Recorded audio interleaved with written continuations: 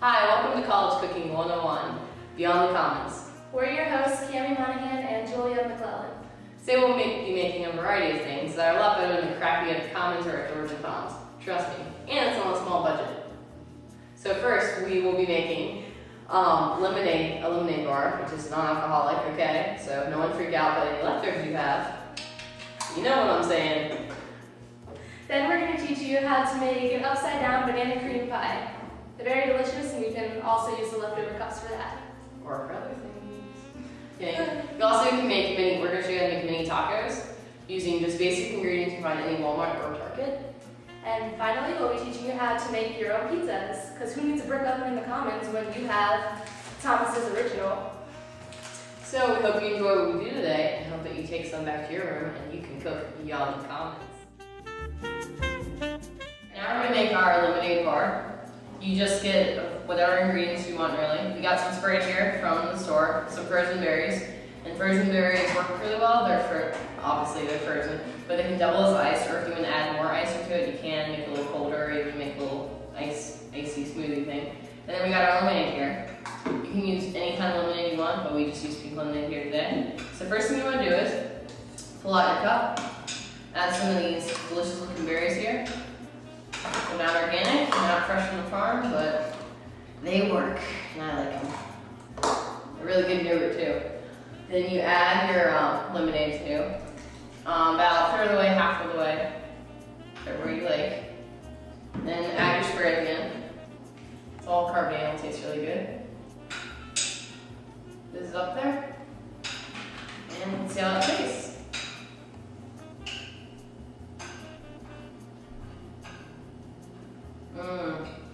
Very delicious. Alright, now we're going to make little mini tacos. The first thing you want to do is not wave around the knife, but turn on the stove to about medium-low heat so you don't burn it. Pop open your meat. Make sure you let your pan heat up. Yes. Cut a little bit out. If your pan is too small, like this one's a little on the other side, you don't have to cook all the meat at once. You can cook it in small increments. Just slide that dead cow in there. Maybe it's from a feedlot, maybe not. It probably ate corn. I know. Corn, yeah. Okay, now we're just going to mash it up a little bit with the spatula. That way it gets brown all over. And let it sit there, heat up. Usually you have a pot top, you can put it on top, it'll help cook it faster. But since we're poor college students, not everyone can afford really nice cookware, so we'll use the basics. So we're going to let that sit and come back to it in 5 minutes.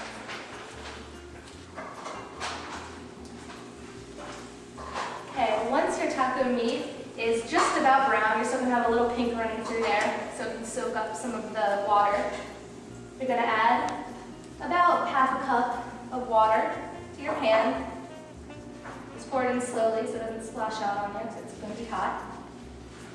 You're going to mix that in. And after you get the beef coated with the water, you're going to pour in a packet of taco seasoning.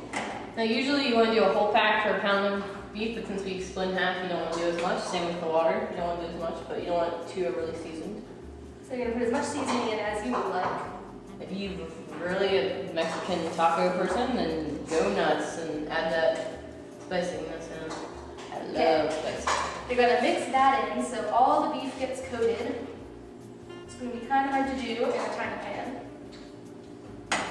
And then, once it's all coated, you're going to turn up the pan until the water that's in there starts to boil.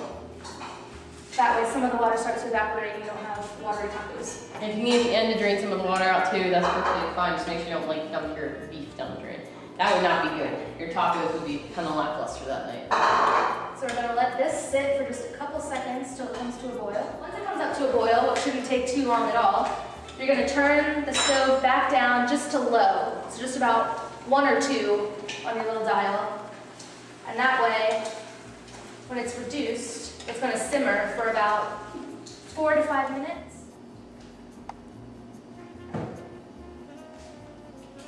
Okay, once your taco meat is all ready, an easy way, instead of having to get shells and bake them, you can just use these scoops. So you're going to take a couple scoops, lay them out on your plate, and then in each one, You're gonna spoon just a little bit of your taco meat into each. Then you're gonna take any type of salsa that you want. This is restaurant style, and it's medium. And the chunky kind works better. You're gonna take a spoonful of salsa and put that down on top. Then you're gonna take some finely shredded cheese, take just a little pinch, and put it down on the tops of each.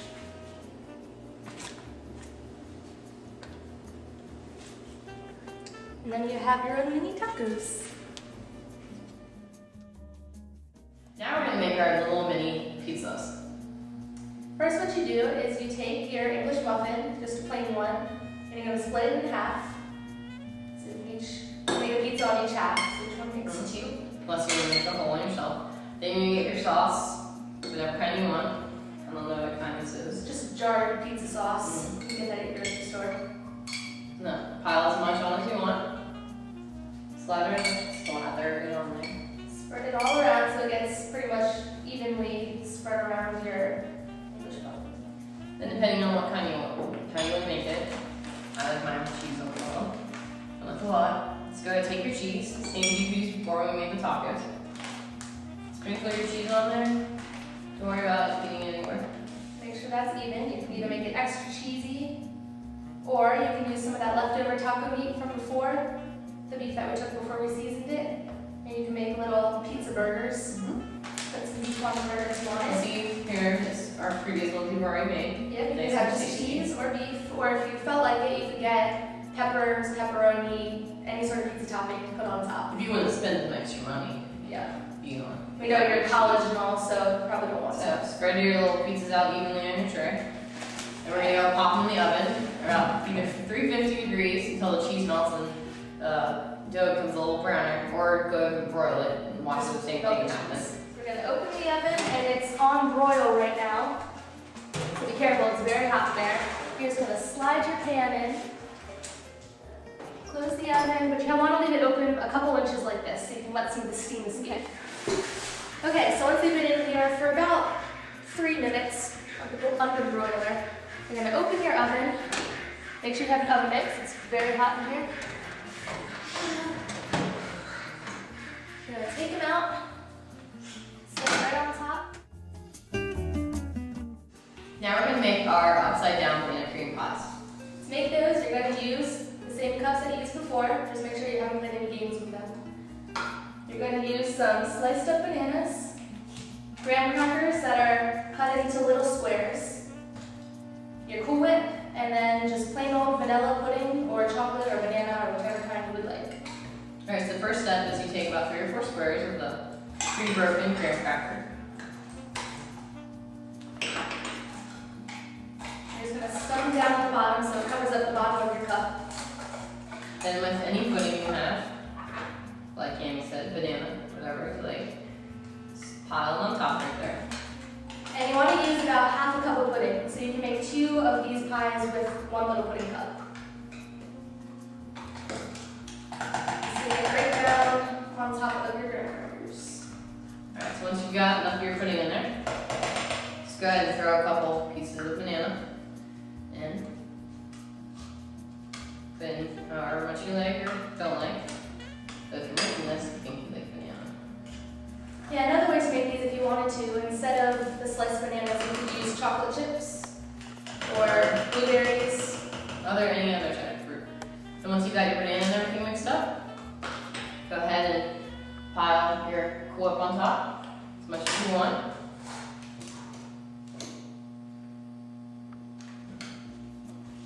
Spread it around. Okay, once you're covered, make it look nice. Once you've got enough of that, go ahead and use graham crackers you used before. Just crush them up a little bit, make it look nice and aesthetic and pleasing. All Paula Deanish and Rachel Ray, all those fancy chefs and all the stuff they do. It's bad when you have like a little bit of mint. That's perfect. So once you're done, that's how it'll look like. There you go. It'll be very tasty. So enjoy. Bon appetit!